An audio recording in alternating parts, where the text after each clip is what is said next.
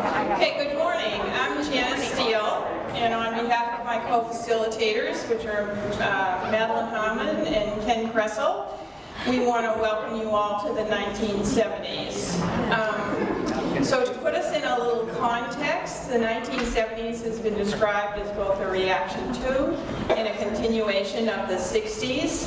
So I looked up a few markers, and it's going to feel so different. In 1970, Richard Nixon was president.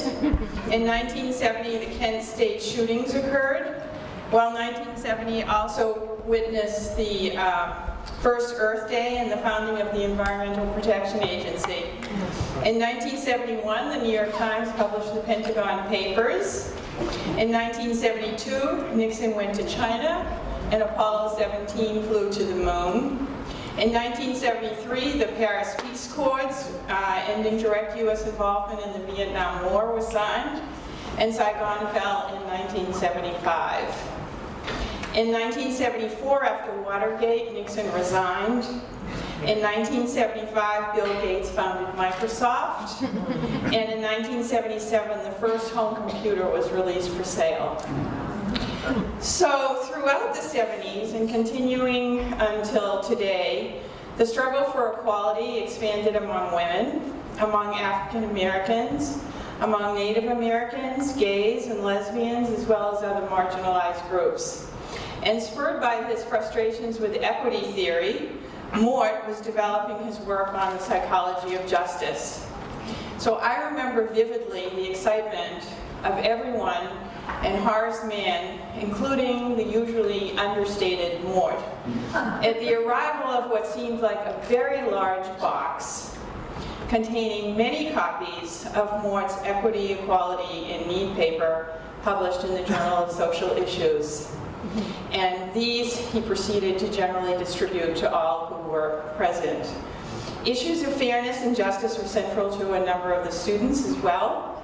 Adrienne Ash, who actually died in 2013, was there when I was there and was developing her pioneering work in disability studies, maintaining that the lives of disabled women who had long been doubly marginalized should be as much a feminist concern as those of able-bodied ones. There was a large percentage of women students in the program, and among them many were focusing on issues of gender, justice, and fairness, or we could say gender justice and gender fairness. Carol Watson, who's here today, came to the program having published one of the first androgyny studies with Sandra Bem. I remember working on a number of studies with Carol and Janet Weinglass throughout my time at TC. Others went on to pursue careers focusing on these issues, including Mort Deutsch, who's also here today, focusing on equally shared parenting, and one of my co-facilitators, Madeline Harmon, focusing on gender stereotypes and how they bias evaluations of women in work settings. So this is just a sampling. I'd like all the people from the 70s who are here to stand up. Big turnout.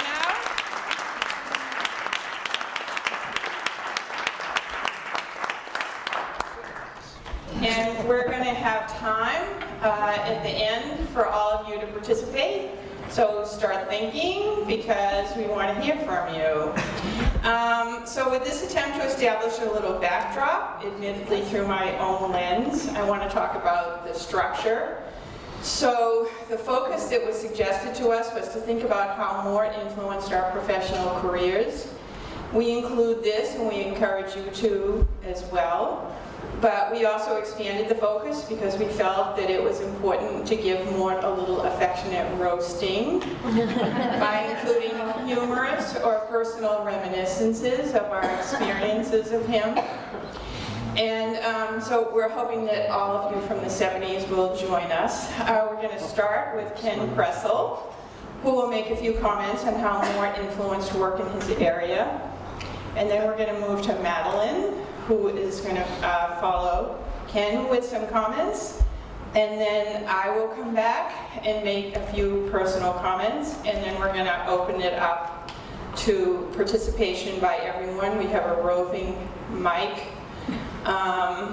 And so at the end, maybe we can find some common themes, or maybe not. So we'll see what evolves here, and we'll start with Ken. Okay?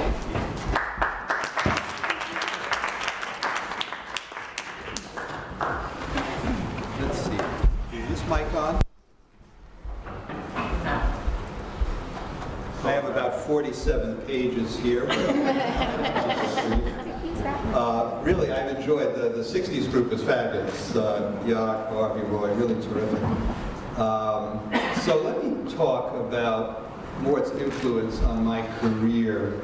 When I was thinking about this, I realized that acknowledging direct intellectual influence can be a challenge for many of us. You know, I once was at a talk when someone made this point. The first time around, one might credit the intellectual debt directly. You know, Mort Deutsch always says. The second time around, when you're making the same point, you might say, as is often said. But by the third time, it's as I always say. So with that sort of as the backdrop for my reflections on Mort's influence, let me talk a little bit about Mort, and let me start with acknowledging a debt to someone else who is not here and was never here to the best of my knowledge, and that's a fellow by the name of Harold Proshansky. Some of you know Harold Proshansky. Well, I don't know if Mort knows this story.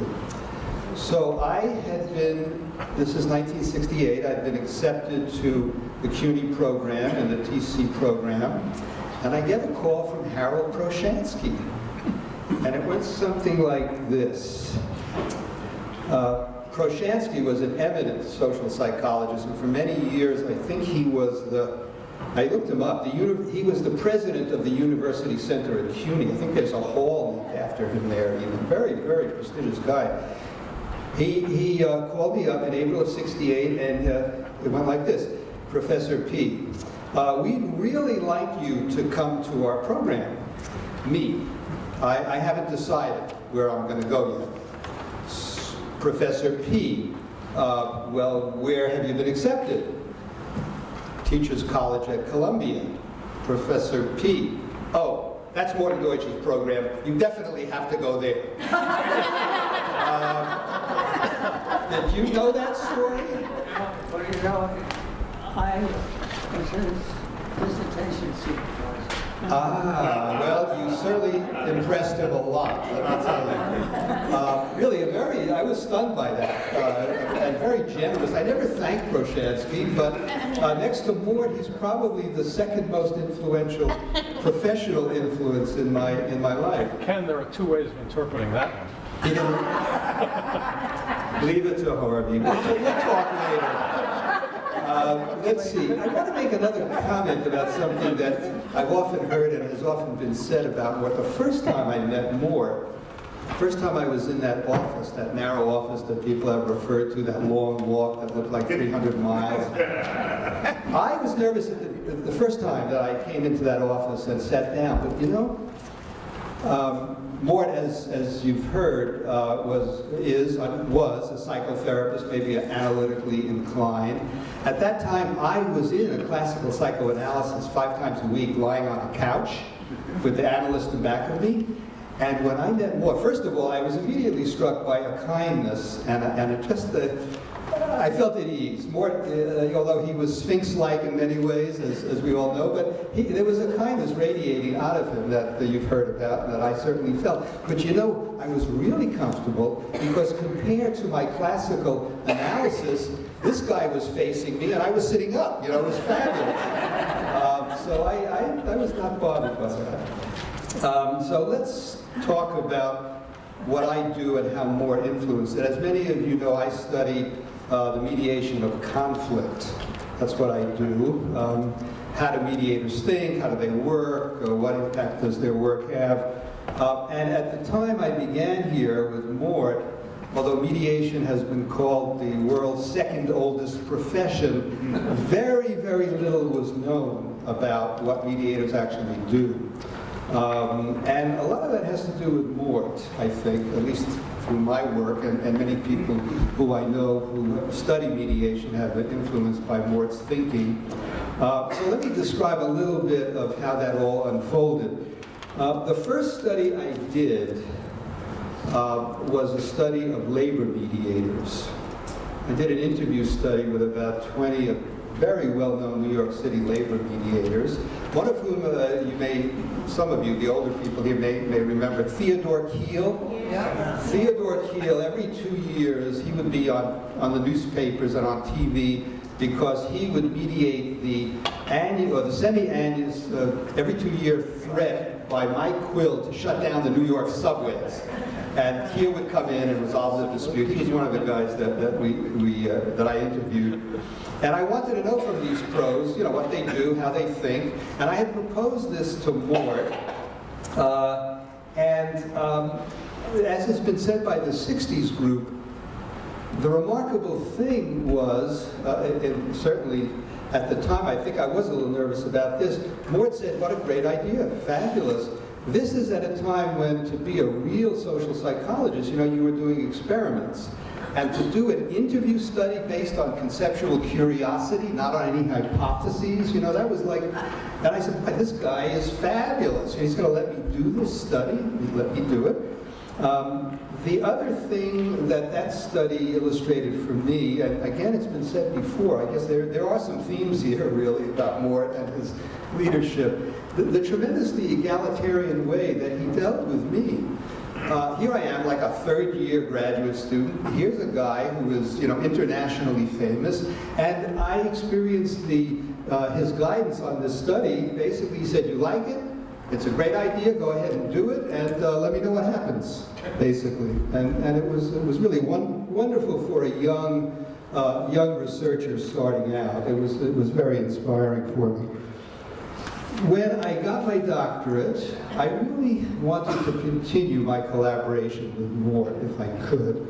And so I approached him about doing that. And he generously said yes. And he then supported several years of research on divorce and divorce conflict. As you may remember, at the time of the 70s, the divorce rate had skyrocketed.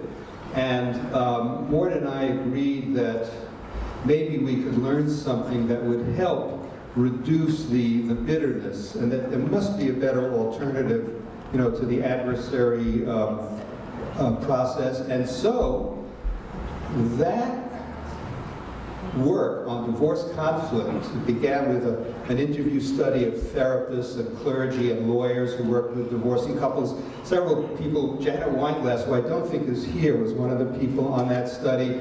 And then we discovered, and I don't know how, that a guy named O.J. Kugler in Atlanta, Georgia, had been doing what no one else seemed to be doing, which was divorce mediation. And even better, from the point of view of a social psychologist, he'd been tape recording all of his mediation sessions. So I said to Mort, what about this? And Mort said, you bet. So Carol Watson and I and Bruce Tuckman, another graduate student, went down to Atlanta and interviewed all of these couples. It was just a fabulous resource. And again, illustrating Mort's wonderfully ecumenical attitude towards subjects to study and his interest in studying the real world, not just in the laboratory, but outside the laboratory. And indeed, that project really, in a way, made my career. I would say I pursued, after some of the initial studies, I no longer work as directly with Mort, but I pursued the study of divorce conflict for probably 10 years. It got me, with the help of Jaak Epstein, to Rutgers University. Jaak was at Rutgers, and again, there's this family thing going on here, this undertone. Harvey introduced me to Jaak. Jaak had already been out of the program, but Harvey said, I think there's a guy you would like. His name is Jaak Epstein. Why don't you call him up? And and indeed, Jaak and I became friendly. But then Jaak said, hey, why don't you apply for this job at Rutgers? So I got the job at Rutgers, and I got tenure there eventually. And a lot of it was based on this work on divorce conflict that had started with Mort. let's see, what else do I want to tell you? Okay, so after I got tenure at Rutgers, I continued to study mediation, but this time I did one study, the first one I did at the Essex County Family Court, a study of divorce mediation. I became a member of the probation team that did divorce mediation, and I developed a method, a reflective case study method for studying our cases as we did them. And this is, of course, a violation of a basic tenet of research. If you're a pure experimental social psychologist, you do not participate actively in the research. You're more of an objective observer. But of course, as a student of Mort's, we'd all been exposed to action research. Again, Kurt Lewin's name comes up here. So I was not at all troubled by this, although I submitted a grant proposal on this project that was soundly rejected on the grounds that it violated every known, tenet of experimental research. Let's see, what else did we do? What do I want to tell you? Then I did a study at NIH, National Institute of Health. I studied the Ombudsman, Howard Gadlin, and his crew there, again using this reflective method. Did a lab study in which I brought professionals into the lab to all mediate the same dispute between a simulated dispute between angry college roommates. And so when I was done with all of this, I wrote this book summarizing what we found, some of which, of course, was very heartening as a student of Mort's. For example, we discovered that divorce attorneys could be divided into cooperators and competitors, with results that were totally in keeping with Mort's theorizing. You know, if you were unlucky enough to have two competitive attorneys, then you were going to lose a lot of money as the clients paying for the long, bitter conflict. I also discovered that divorce mediation was not a threat to life on earth as we know it, as lawyers initially felt it would be. But it wasn't a panacea either. It was, it had pros and cons like everything else. Let's see, the last thing I want to tell you is what we learned three things. I learned three things from all of this research. The first is that what mediators say they do and what they actually do are two different things. If you interview them and then watch them, you see that what they told you they were doing is not what they're actually doing.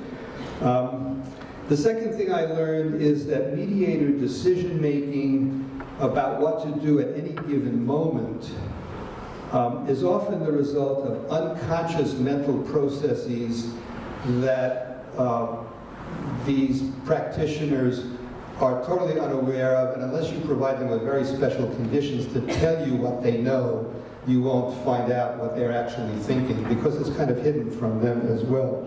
But the last thing I learned is that social, and here's where Mort comes into this in a big way, that social context is crucial in what mediators do. The context that they work in. Some work in courts, some work at the NIH, and some deal with issues involving only money, others deal with many tangible and intangible issues. Whatever the setting is will shape what they do. So much so that what I learned is that mediators working in different settings can hardly be said to be doing the same thing at all. They're doing something, it goes under this generic name, but it's totally different. So that the social context is crucial. Peter Coleman has also been discovering this, and been happy to participate a little bit with Peter. In any case, I have been going around saying to many audiences, as I always say, don't neglect the social context. But you know what I should have been saying, because he said it like 40, 50 years ago, as Mort Deutsch always said, don't forget about the social context. So anyway, Mort, happy birthday, and thank you for your tremendous influence.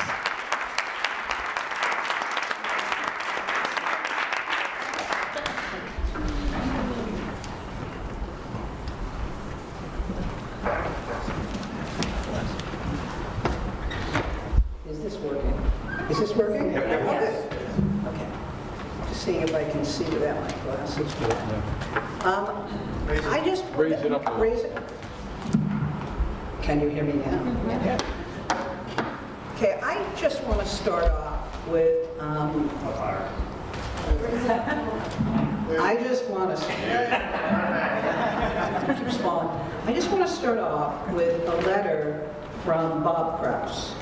Bob had written a letter to Mort, and he also sent it to me and asked me to read part of it. As you all know, Bob was a very early student of Mort's, am I correct? And he can't be here today. And I'll just read you a little excerpt of it, okay? On the occasion of this celebration, I want to thank you for all you have done for me over the years. You've been a marvelous teacher, mentor, friend, and a sterling example of what it means to be a humane scientist in this world.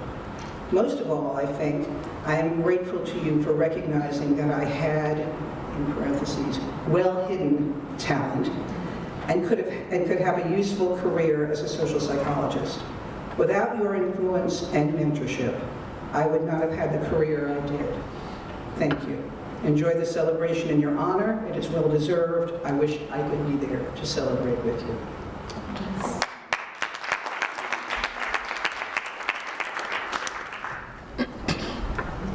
It's interesting that Bob says to Mort, without you, I would not have had the career that I did. And I think that for many of us in this room, we feel the same way. I certainly do. So let me tell you about how Mort has influenced my career. And interestingly, Mort, I have never said these things to you. So here we go. I began TC in the September of 1968. So I kind of bridged the 60s and the 70s. I can kind of belong a little to that group. It was right after the peak of the Columbia demonstrations, the shutdown, and so on.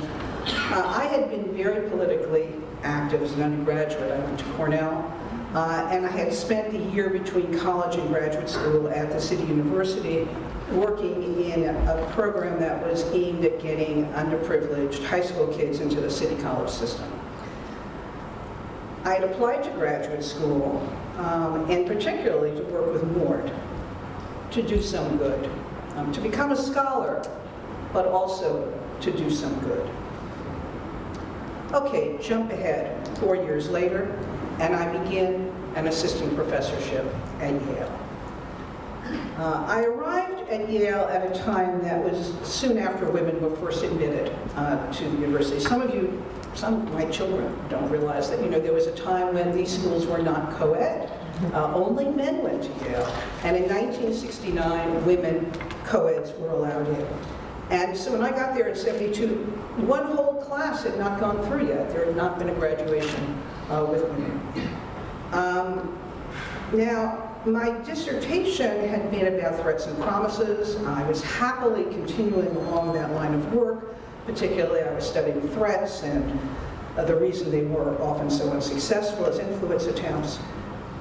But my experiences at Yale really started to change my research interests. First of all, there was the general atmosphere. Let me give you an example. One of the very first experiences I had at Yale was completing a questionnaire for new faculty. It was a questionnaire that was there, and this was not a time of electronics, so it was this typewritten questionnaire. I had to fill it out by hand. It was long, it was tedious. And when I get to the very last page, I see written, would your wife like to participate in any of the following activities? I lost it. I really lost it. So I call up the president's office. It was Kingman Brewster, and I got his secretary. And she just made it worse. She kept calling me dear. She kept saying, dear, don't be so upset. What are you so upset about, dear? It was an interesting experience, but I'll say no more about it, but just trust that they never, ever handed out that questionnaire that way ever again. Anyway, maybe because I was so young, and I was 25 years old when I started teaching at Yale, or maybe because there just weren't an awful lot of women faculty members. undergraduate women made their way to my office. I mean, in droves. They came and they talked and they talked and they talked. And what did they talk to me about? What was the primary thing? They talked to me about how to be taken seriously. They talked to me how to be seen as competent, whether they were talking to their advisors or going out on a job interview. And to get down to the nitty-gritty, they talked to me about, what do I wear? You know, do I wear jewelry? Do I not wear jewelry? Do I wear my hair up? Do I wear my hair down? Do I wear a skirt? Do I wear slacks? It was endless. And they also talked about how to handle themselves, to not sound boastful, not sound too confident, not come on too strong, but come on strong enough. And this really went on quite a bit, went on in groups, went on individually. And it soon became very clear to me that there was an assumption being made by these women that how they were going to be perceived by others could really be a problem, could really be a barrier for them in their own career striving. And they really believed they had a strike against them, that there was a presumption of incompetence that they were going to have to deal with. And that was really interesting to me, especially given some of my own experiences that were going on simultaneously, like having a guy call me honey in the very first doctoral seminar that I ever taught, which was really an interesting experience. Hey, honey, he said to me. Slowly but surely, an idea began to kind of take form. Why not study this? You know, why not see if some of the concerns that these women had were warranted, if they were, if they were reading the situation correctly. You have to understand, at that time, most of the research on gender was kind of descriptive and correlational. So there's all this stuff on the distribution of men and women into different job categories. There was stuff on pay differentials. There was a lot of differential research on how men and women were different, how boys and girls were different, what girls were good at, what boys were good at, and so on. But there was very, very little that involved kind of the underlying processes that were going on. Why was gender discrimination happening, gender bias and judgments? What were the psychological issues, the social psychological issues? Why is this all occurring, and what is encouraging, what is deterring it? And I thought, oh, great, what an opening for me. Very, very excited about this. So I made my way to my next door neighbor at Yale, who was a senior colleague, who was a great guy. Thought I'd run this by him. And I told him my idea. And he looked at me in horror. He absolutely looked at me in horror. Don't do it, he said to me. Kiss of death. Never forget it. Kiss of death. For a woman to study gender, kiss of death. He was really emphatic about it too. He was real clear. So I went back to my office and I was really feeling very dejected. I'd been so excited, I was very disappointed. I sat down, and that was really when I heard Mort. I heard the Mort and what so many of you have talked about, which was to say to me, you pick whatever it is you want to work on. You just go ahead and do that. But whatever you do it rigorously, and you do it well. So because of Mort, I kind of went with my gut in that situation. It really kind of gave me the courage to do something that I frankly might not have done, which has been so important for me both intellectually and personally, the kinds of things that I have studied over the whole span of my career, which involve gender stereotypes and the way in which they impede women, the way in which they feed gender bias and gender discrimination. And throughout this time, you still had an effect on me, Mort. Content-wise, no, very little, but process-wise, a great deal.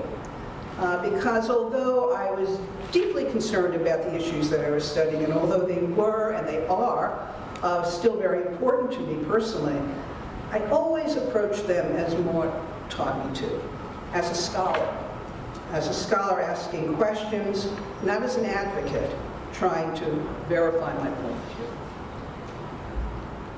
As I learned from him, I brought psychological principles and rigorous research methods to bear on matters of social justice. And in the process, I wound up producing research that contributed to theory, as I was taught to do, and that had implications not only for women, but for others who were handicapped by stereotypes. And it's also research that has been used heavily by practitioners, whether as expert witnesses or consultants or HR professionals.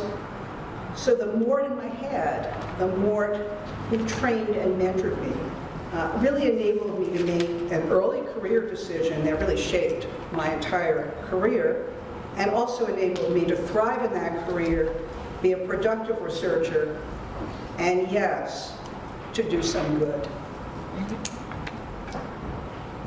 Just before I stop, I want to make clear, it's not only in research that Mort has had such a profound effect on me.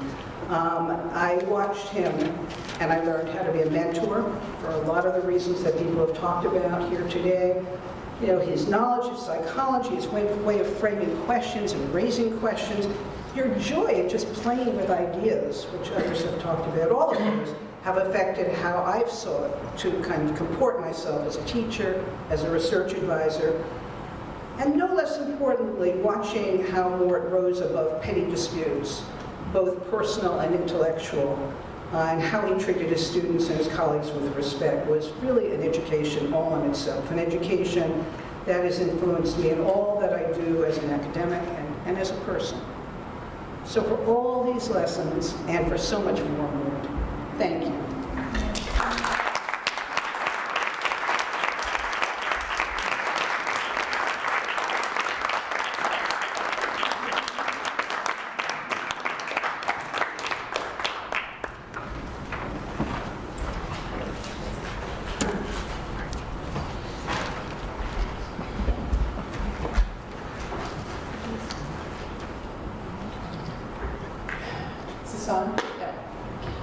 So I think we do have some common themes here. I hadn't heard Maddie's comments, but there are some common themes. So in thinking about how Mort influenced my professional career, I realized it was important to start at the beginning. So I had been out of school for a decade when I applied to the social psychology program here at TC. And moreover, I had no formal background in psychology. But Mort took a chance on me, and he admitted me.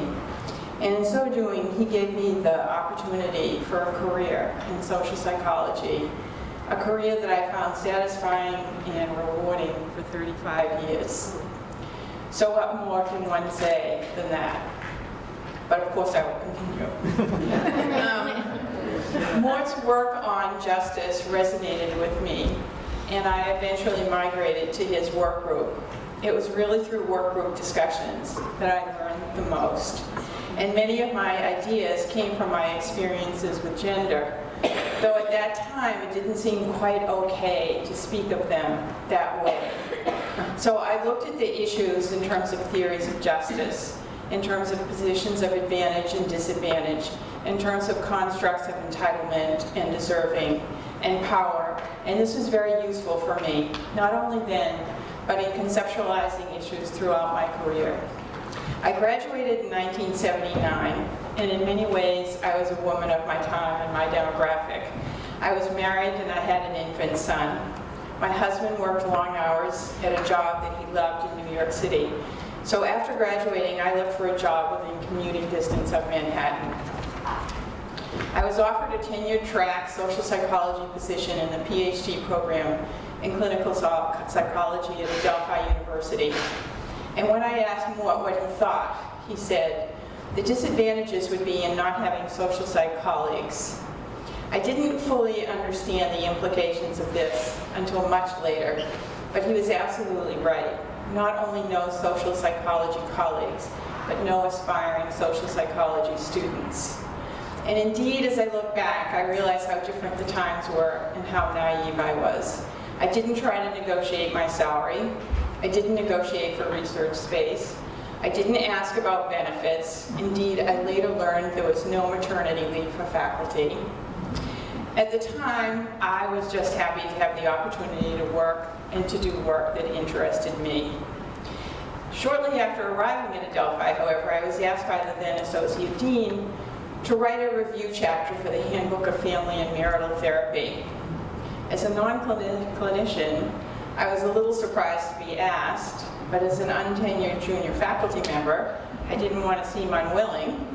So I proposed a chapter review on the literature on family power.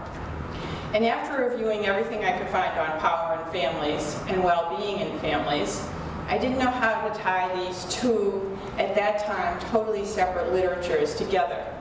But following what I learned from Mort's work group, I tied them together using theories of justice and posed a number of hypotheses that led to 2 decades of research on power sharing and well-being in dual learner families. So even after I had left TC, what I learned from Mort and the work group continued to shape my future research. In addition to teaching, I was hired as a member of the research faculty in this clinical program. You won't be surprised to learn that during the hiring process, I hadn't asked many questions about the research program either. So I soon learned, however, that there were no required research methods courses, no faculty engaged in programmatic research. And so I obviously had 2 challenges. Not only did I need to establish my own research program, but I needed to establish a structure within which one could actually carry out research. So to develop a structure to allow the conduct of research, I once again grew on what I felt had most benefited me, the work group program that Mort had initiated here at TC. And so I worked for 3 years designing a research program and persuading the faculty at Adelphi to institute work groups. The curriculum design for the research program was, shortly thereafter, integrated into the curriculum of the entire PhD program. And the work group structure, became the heart of all research training.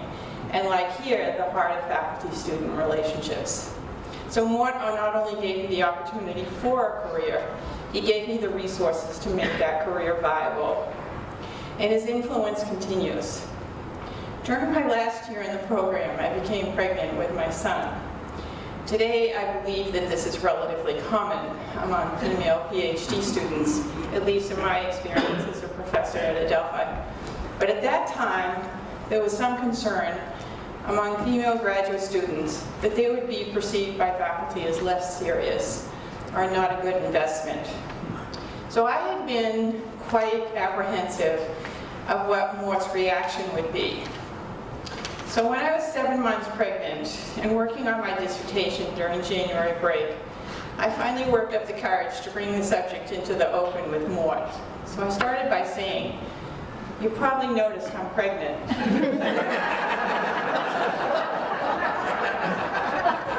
As is often the case, there was a seemingly interminable pause. Then Mort looked at me and he said, "No."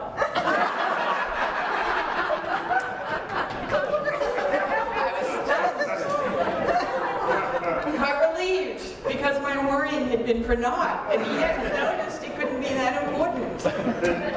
So then Mort went on, after this pause, to show his enthusiasm by sharing that he was expecting another grandchild. And my son Justin was born in March.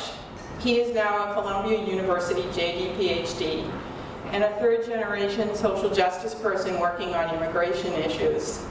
And he has just signed a tenure-track assistant professor contract with the institution where Mort himself started, MIT.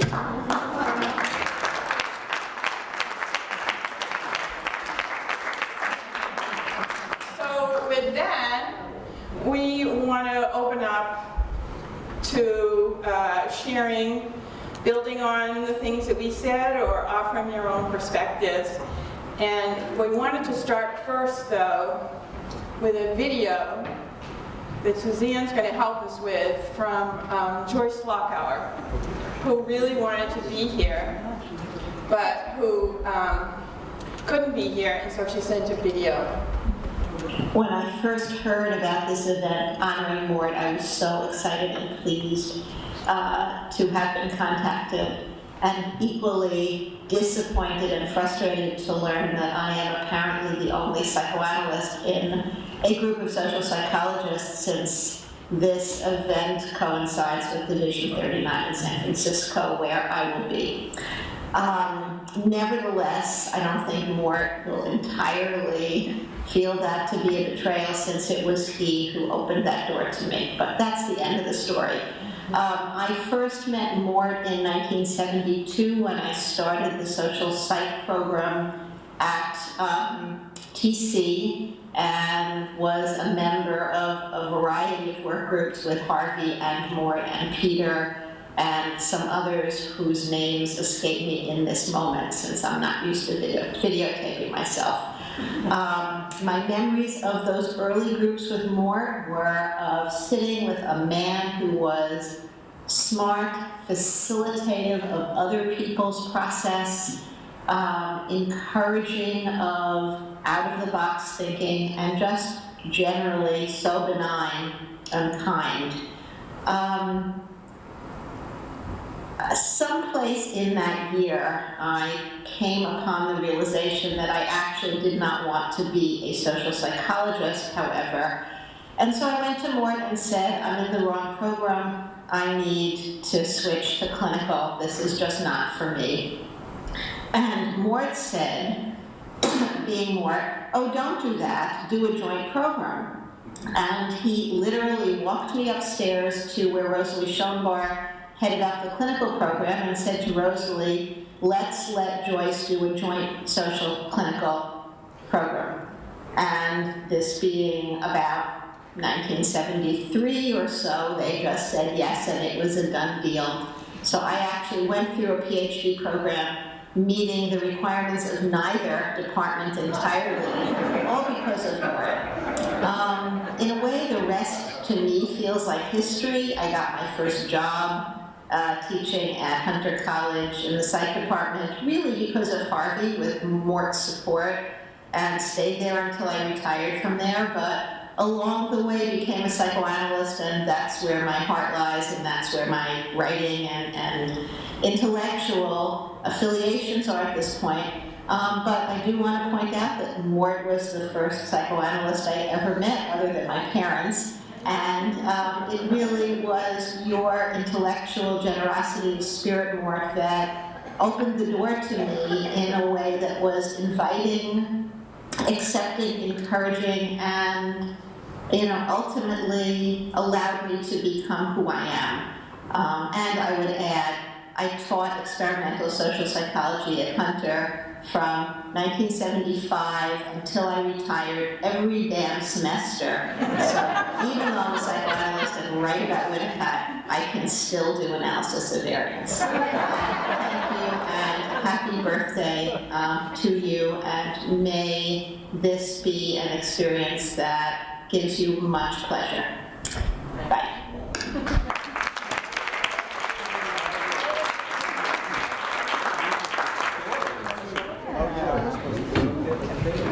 So, We're going to do a tap dance now. we're here to encourage all of you people. Yeah, so we now want to invite everybody from the 70s who would like to share some kind of experience or perspective to I guess some people are coming to do that. I guess we should say. Yeah, I guess we should.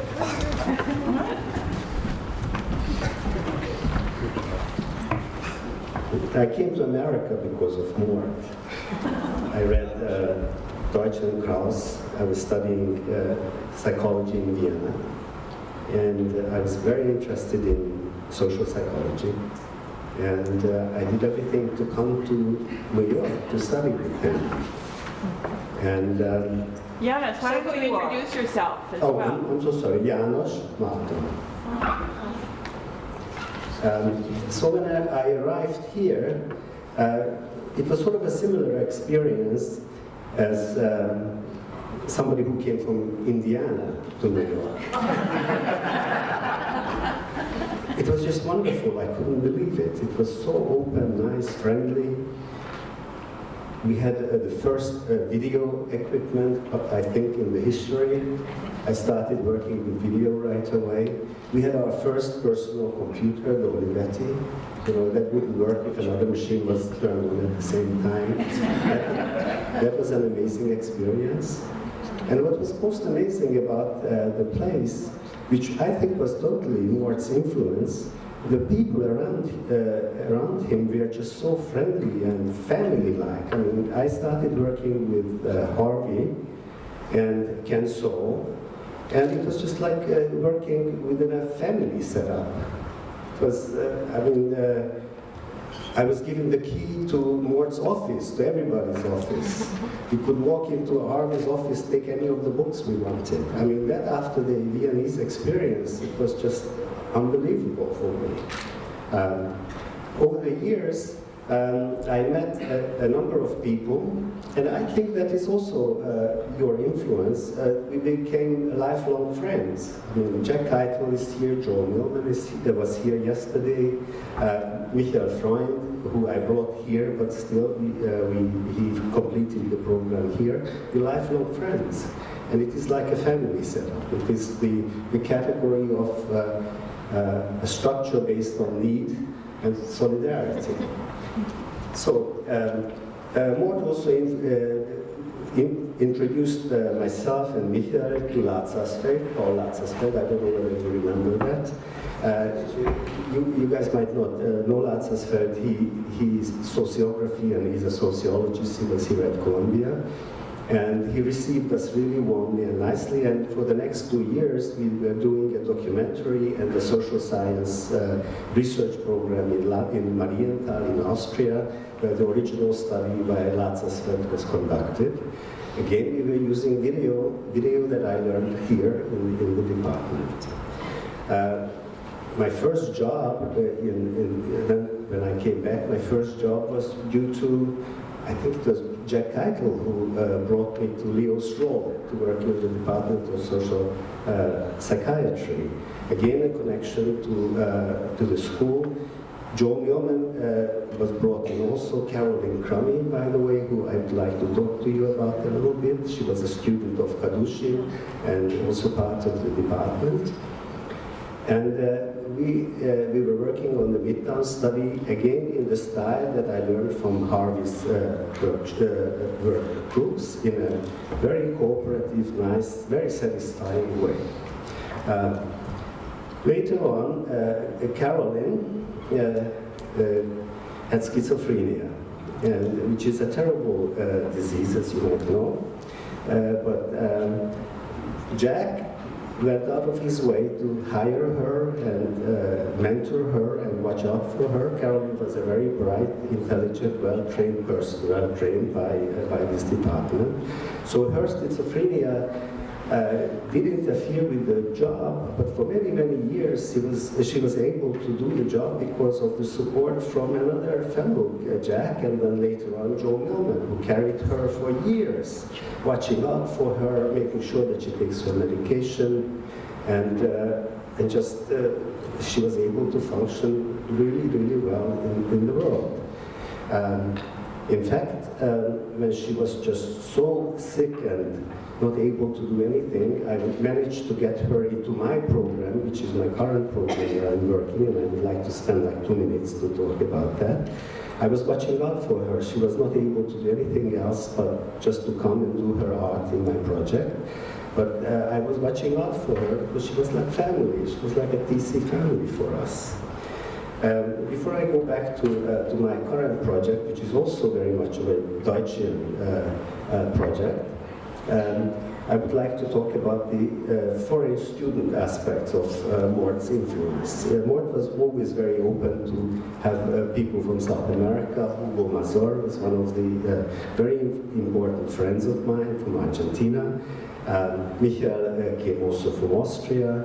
We had a bunch of Hungarians who were sent here, I think, by the Soros Foundation at one point and at IREX, and you put me in charge of the Hungarians, and we became lifelong friends with us, and we brought American social psychology to Hungary, to communist Hungary at that time. Now it's the dominant form of social psychology in Hungary. Erős Ferenc, who, where is Larry Finnison? We just realized, I didn't know Larry, for example, because you were much earlier here in the program, but I felt very comfortable sending Erős Ferry to you at Wesley, and he stayed with you in your apartment, and you were watching out for him. That again is very much of a solidarity-based thing. I'm still in touch with Erős Ferry, who's a psychoanalyst, and he's the publisher of the Ferenci publications there. Again, very strong influence by Mort. I think they translated your books into Hungarian, and they are being used as textbooks there. So László Ferry in Austria, and I also went back and studied film. And my first film, I was years after I came out of the program, I was showing it at Columbia, and who shows up to watch my first documentary? Mort was there. I don't know whether you remember it, but I do remember it. And it was really quite an important aspect for me that my mentor and professor would come and see something that had nothing to do with social psychology per se, but he wanted to see what I'm up to, what I'm doing. So my last project, which is my current project, in fact, again, how did I get the job? Joel Millman brought me to Creedmoor. At the time, the project was to do a film there, but I got stuck there, and I started working as a clinician. I had a background in clinical psychology from Austria, and it was sort of Creedmoor, you know, it was not the easiest place to work. And as Joyce was saying, you know, not many social psychologists in this clinically oriented environment. And I managed to introduce social psychology into Creedmoor, and I carved out a niche for myself, totally based on ideas that I learned here from Harvey and from Mort. I got my own building. So can you, we want to have everyone have a last chance to second. participate, so you summarize it, wrap it up? Yeah. Thank you. In this program, I have my own building, and I am completely by myself, and I have about 100 mentally ill people come to me every day to create art. And the way it can function like that, you know, without any coercion, because first thing I do is I give them the keys. The first thing I do, I use Deutsch's crude hypothesis. I induce elements of freedom and trust and things like that to create a nice spot on Earth and a utopian space. So, thank you.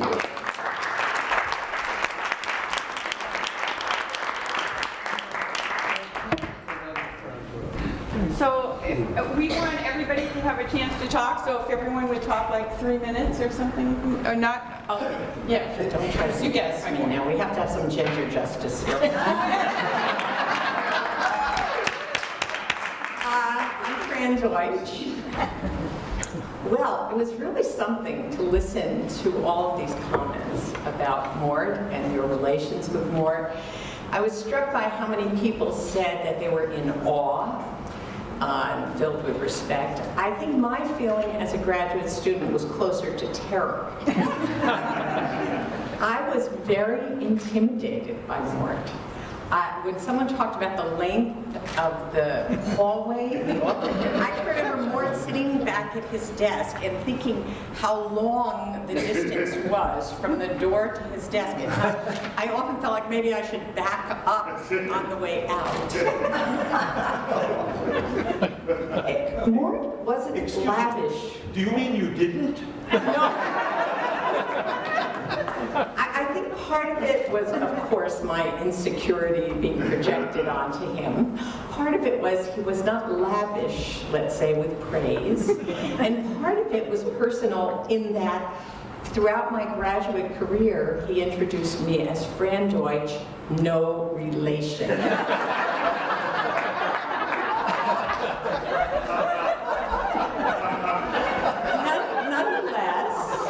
Nonetheless, having the intellectual influence about Mort's interest in social justice. It wasn't, of course, I came to TC with an interest in social justice, being a child of the 60s. But what I really learned was that I could make that the focus of my life's work. And although, as Janice alluded to, feminism wasn't exactly on the table when we were students, it was in the air.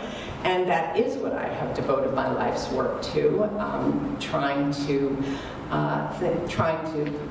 make whatever contribution I could to having a more gender-just world. So I thank Mort for that. I also have two personal moments in my career that were very important to me that I want to take this opportunity to thank Mort for. The first came when I was perseverating on my dissertation.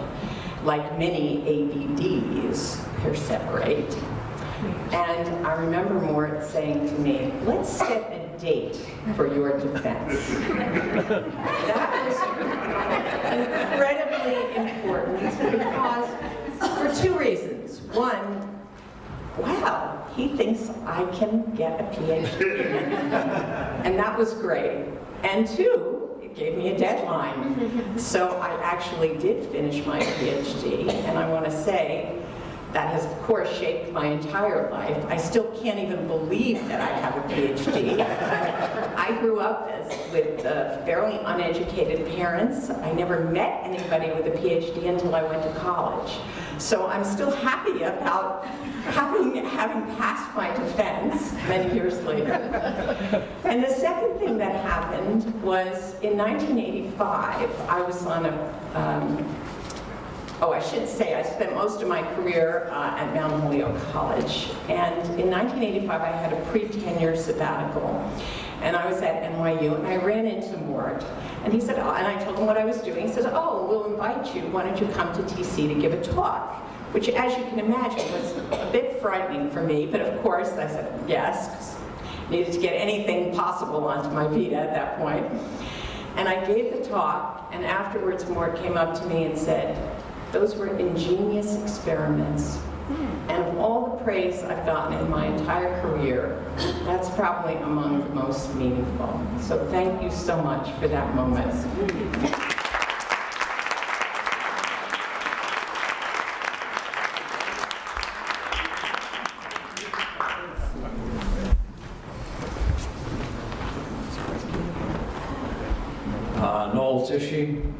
Professor at the University of Michigan.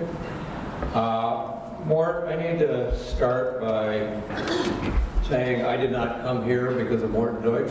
I had no idea who you were. My life story is a little different. I had a little altercation at Colgate University with the local police, and I got arrested for drunken disorderly, and was not allowed to have a car my junior year. It was still a men's school. And you had to get to Skidmore or Vassar on weekends. You understand, right? And, but NYU had a junior year in New York program, and I could get an apartment on East 84th and use the subway to go out partying. So I moved to New York in '67, and happened to get a job at Bankers Trust Company. A guy named Matt Miles was doing a study of the impact of Blake and Mouton managerial grid on the impact of bankers.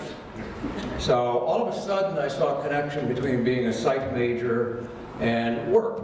So I applied here because of Matt Miles and T groups, and I met Harvey along the way, and started a career here. And I want to talk about the humanities side of Mort, because he became a role model for me with all of my students from day one. 1968, graduated from Colgate, got on campus and had a project to look at the impact of the Columbia Uprising on students. Mark Rudd was still holding the Low Library.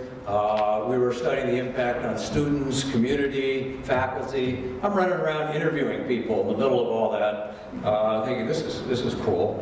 And Mort said, and I was anti-war, and my number was going to come up. So Office of Naval Research grant. They're going to put me on an O&R grant, somehow maybe get an occupational deferment. That's like 1 in 100 chances. So I came and started on that, but I was on the waiting list to get into ROTC as a graduate student. In 1968, if your undergraduate school didn't have ROTC, you could get into ROTC. My number comes up. Would you like to show up at Fort Benning, Georgia on July 1 for basic training?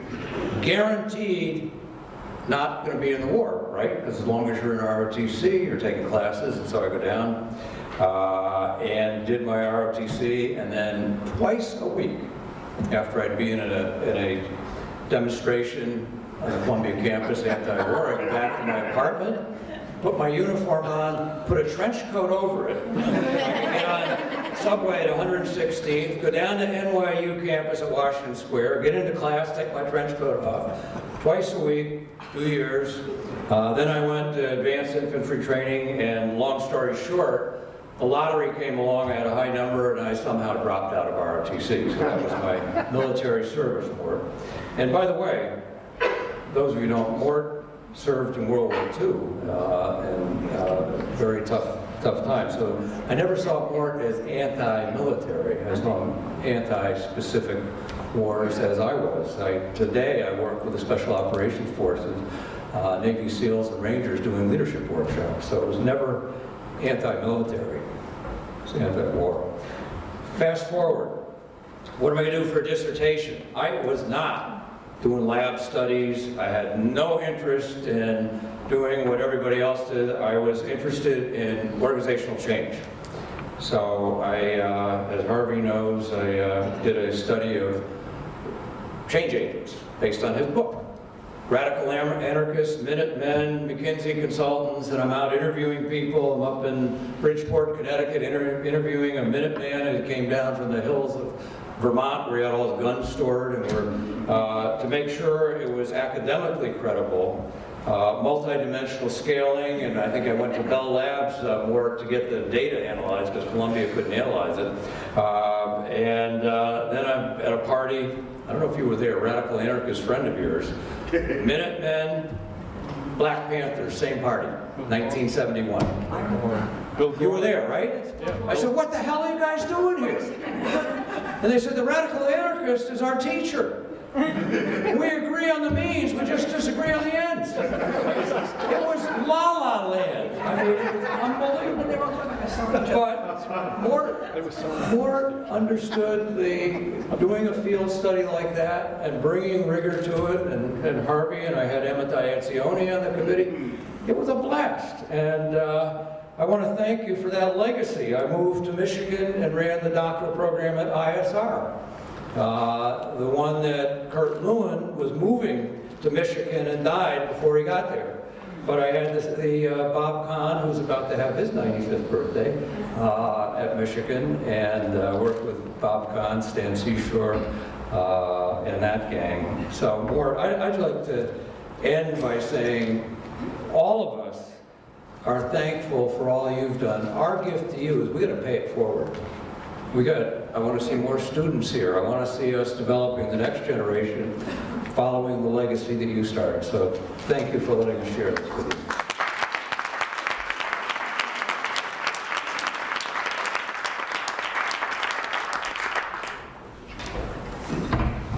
So is there one short, very, very short statement from me? I'm Lita Orzek, and my statement can be extremely short because my career in social psychology was minute. First of all, I think I was, I was being trained to be an academic, and to go to the ivory tower and teach and do research. And the last thing I wanted to do, I realized right before I got my PhD, was that.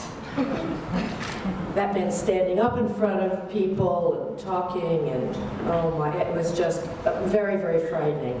So I went out and found a real world job, and I remember being invited to come back to our colloquium and to talk about it.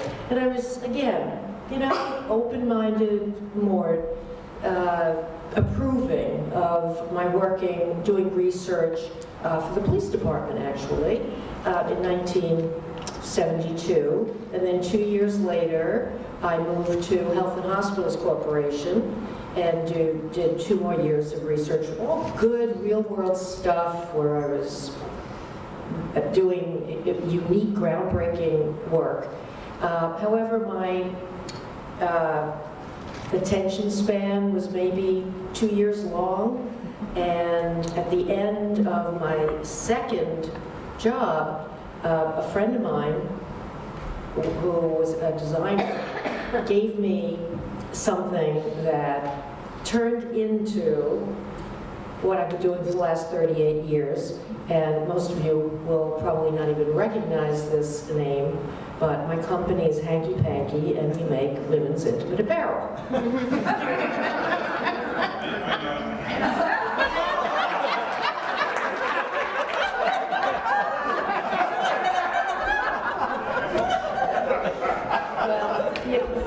Thank goodness we were on the front page of the Wall Street Journal in 2004. That may be why you know, unless you're just playing with me. However, I co-founded the company with that designer friend who gave me the wonderful gift that led to Hanky Panky. And now I don't have to do any of the heavy lifting anymore, but I'm CEO, which means I really don't do anything. But for the first 25 years, I did a lot. And if I didn't have the skills, the analytical skills, the research skills, the observational skills that I had developed during my undergraduate years and my graduate years, I never would be as successful as I am today. So, and I do want to say that when I told Mort about Hanky Panky and that this was going to happen, he was so encouraging. You know, it may have been because of Lydia's influence. I don't know, but whatever. I was always so pleased, and I knew that I would never have to be embarrassed about having a PhD in social psychology. Love you for that, Mort.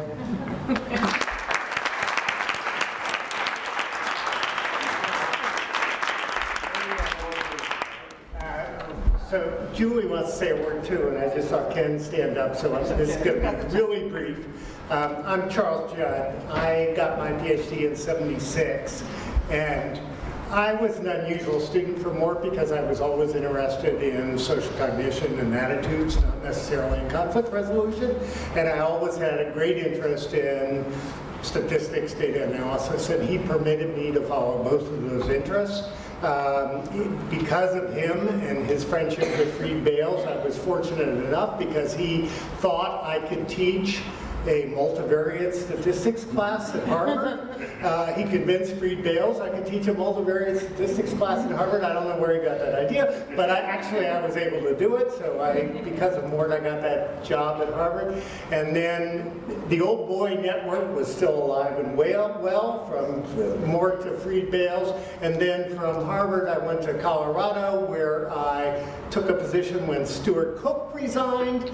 When he retired, Stuart Cook being the person who hired Mort at NYU. So the connections are, even though I work in social cognition and attitudes and then data analysis, the connections are many and abundant. And finally, I did multiple editions of Research Methods in Social Relations, which is the original Research Methods book that Mort did. I did 3 different editions. And so while I have never really, beyond my dissertation, worked in conflict resolution, there is an immense debt that I have to Mort for everything he has done for me. Thank you.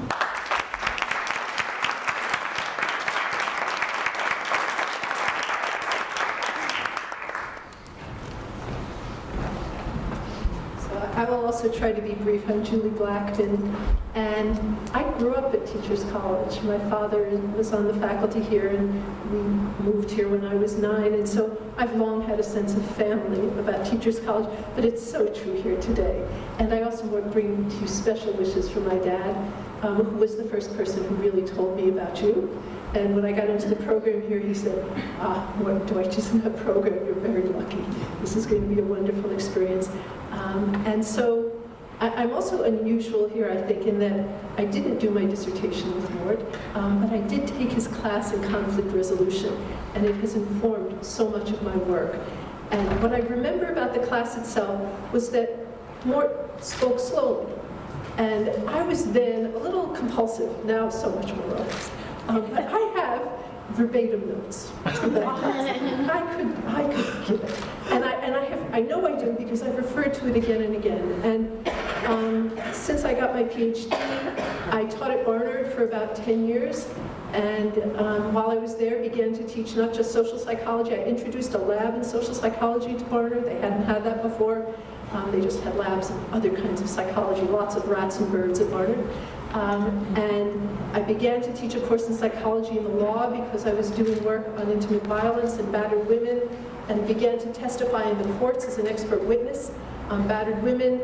And that work sort of segued into broader attention to courtrooms, and I have always been mindful of the social context there and of the way the jurors are likely to behave based on their position in the jury box and the information to which we expose them. I do a lot of pretrial research, focus groups and mock trials to try to help jurors do justice and to understand enough about the case so that their decision making is not random but is informed. And when you think about jurors, the two things to know about them is they come into the case brand new. You're walking off the street as a juror and you don't know anything. And then you don't get to ask questions. So it behooves attorneys to be good teachers and to promote justice. And I think about you often as I do that work. So thank you.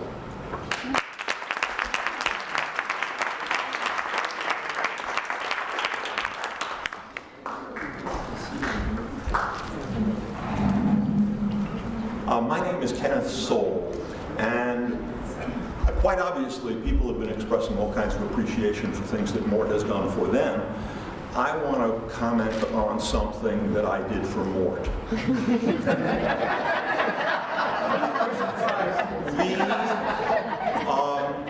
In an act of just incredible generosity, about a year or so after I finished my studies, I had this idea of putting together a conflict resolution workshop for a group of about 25 people. It happened it was going to be in Aspen, Colorado. And spontaneously, I picked up the phone, I called Mort, and I said, hey, Mort, any chance you would join me for this thing? And he said, just tell me the dates. I gave him the dates, and he said he would be delighted. I still can't believe that. When we were in Colorado, they provided us boxed lunches, and Mort and I, it was at a ski area, and Mort and I were walking up on a path, and I noticed something that some of you may have noticed. That is, both of his shoes were untied, and the laces were dragging behind him with each step. I said, Mort, do you have a little problem with tying your shoes? And he said, well, I don't know. He looked down. He said, I don't know, but they do always open. And I sat down on a rock, and I made that gesture you make with a 4-year-old. And Mort put his foot on my knee, and I taught him how to tie his shoes.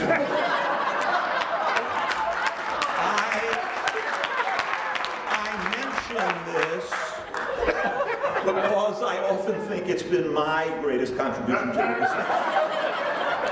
Next, I want quickly to tell you about something I did not do for Mort. I was walking down the hall outside of room 230, and Mort was walking the other way and spotted me. He said, hey, Kenneth, would you do me a favor? And I said, well, yeah, I guess. What do you need? And he said, would you buy a car for me? I said, I'm certainly open to doing that. What are we talking about? And Mort said, I hate dealing with those car sales guys. He said, I hate it. And he said, for some reason, I thought maybe you would consider making the purchase for me. I know exactly what I want. I said, I'd be happy to do it, and probably I could save you a few bucks. I said, but you have to admit, it's a funny request. And he said, why? What do you mean? I said, Mort, you're internationally known and respected in the field of conflict resolution. I'm a first-year student. You're asking me to purchase the car for you. He turned, gave me the Deutschian half smile that you all know, and never mentioned it again. Now, I have not checked my voicemail today, so the possibility exists that he has changed his mind.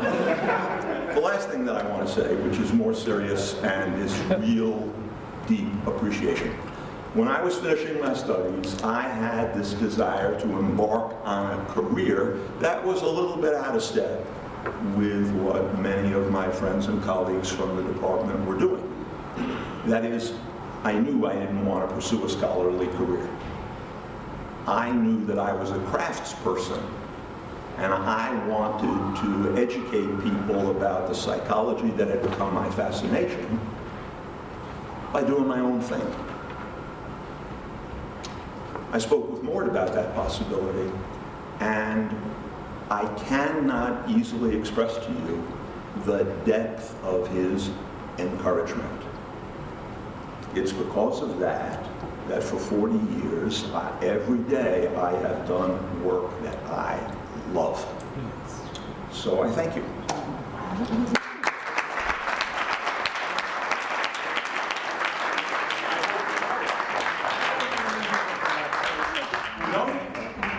It happened. Mort just said, I don't remember the car thing. So I think we have time for one more person, and then we'll have to adjourn.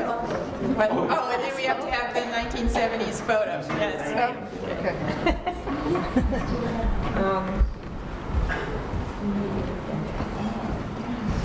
I'm Carol Watson, and I joined the program in 1975. I have to say, I always felt like a fish out of water in this program for a few reasons. One was when I came here in 1975, I brought my 3.5-year-old son with me. So I was a graduate student with a child. And I came here, I had done a master's degree in psychology at Stanford University, working with Sandra Benn on androgyny, and I very much wanted to continue the work, but Sandy did not get tenure at Stanford. She did not get tenure, even though she had received an early career award from the APA for her research. Stanford did not consider her research on gender to be legitimately, appropriate. It's too soft. So I came here, so you might say that I came from California to study with Mort.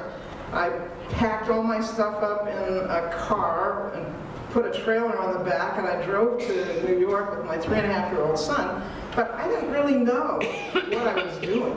I didn't really know what I was getting into, and I have to say that today has been very helpful for me because I feel like it has made sense out of my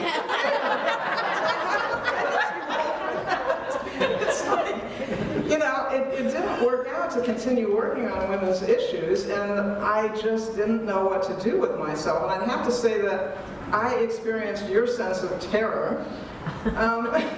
So I really could never allow myself to get to know Mort. And so most of my experiences in the program were sort of filtered through Harvey, through Ken Soul. I don't even know if you remember me, but I did a study with you in Brooklyn in the public school system, kind of a feedback. And it's just, all of these things have been pivotal in my life in ways that I haven't been able to make any sense out of. I ended up in a business school. I ended up doing my dissertation actually with Dave Nadler because Harvey told me to go over and take this course with Dave, and I still don't know why, but I'll have to check with you. And I ended up doing a study on feedback and goal setting to sort of do an experimental proof of a study that, that David had done in the real world that didn't have a legitimate proof of, like a lab study, right? And I'll never forget, the results did not come out the way we wanted. It should have been that feedback and goal setting together was the way to, get the best results from a group. And it turned out that goal setting mattered more than feedback. It was like, what? I did get it published, but in some ways I feel like that is the story of my life. I'm a big goal setter, but I haven't had a lot of feedback. Therefore, I've been all over the place doing these things, not knowing what I was doing. But I am very grateful also for having gotten a PhD. As my colleague said earlier, I never thought I would be able to do that, and it enabled a life in academia that has been, really has been my life. Even though I'm now retired, and I did eventually come back to women's issues, and that's really, the kind of work that I did that got me tenure, that got me, some recognition and so on. And I'm still very interested in doing that work. Now that I'm retired, I find that this huge block that I had about writing has been removed. And now I'm doing work on women's leadership development programs and looking at ways to improve them. And I'm really glad that you all reminded me about the Deutsch and Krauss book on theory, because I'm very interested now in postmodernism and post-feminism. And that means no theory, and it's like I'm trying to struggle with how do you have women's leadership development programs that are grounded in feminism if you're in a world where grand narrative theories are irrelevant. So this is what I'm struggling with right now, but I'm just very grateful for this today. I'm really seeing the ways in which I have been very, very affected by Mort's work, by all of the people who are students of Mort's, and so I'm thankful in the here and the now to understand the way in which getting my degree here and working with Mort has really been my life. So.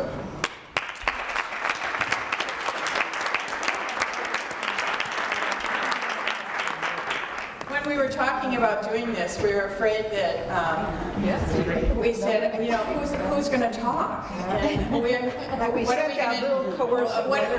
to do if nobody talks? So I think they'd be misjudged. So we thank you all for sharing. It's been great to hear from you, and I think that the people from the 70s are going to have a group photograph, and then everybody goes to lunch. Thank you so much, all of you.